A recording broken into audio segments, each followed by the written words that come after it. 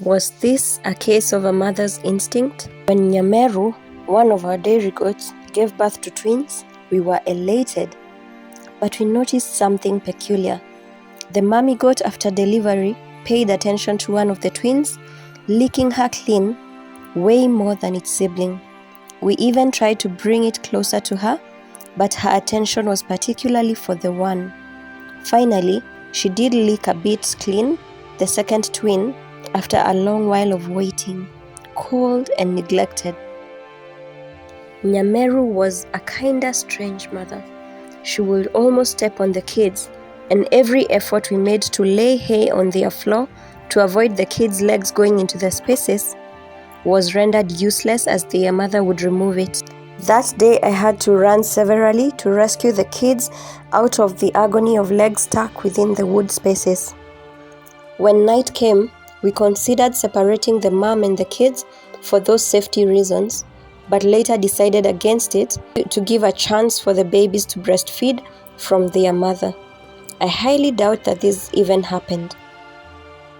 I lay a thick layer of hay all around the room and let them rest. The next morning, the sight we found at the farm was more than devastating. The rejected twin, who, though born weaker but had begun to look better, had had a terrible accident. We never knew how exactly it had transpired, but it must have had its legs stuck in the wood spaces and maybe was laid on by its mother, for its skin was all out on one of the legs and one of its thighs. We rescued it, surprisingly still alive, but there was clearly a very slim chance for survival. It was terrible. We considered slaughtering it for our dogs, but after it had stayed alive for more than 3 hours, I was so tempted to at least try help it, just in case it will respond positively. Miracles do happen, you know. So we applied healing oil on the vast wound and the disinfectant spray. I tried to bottle feed it, but it wouldn't take any milk.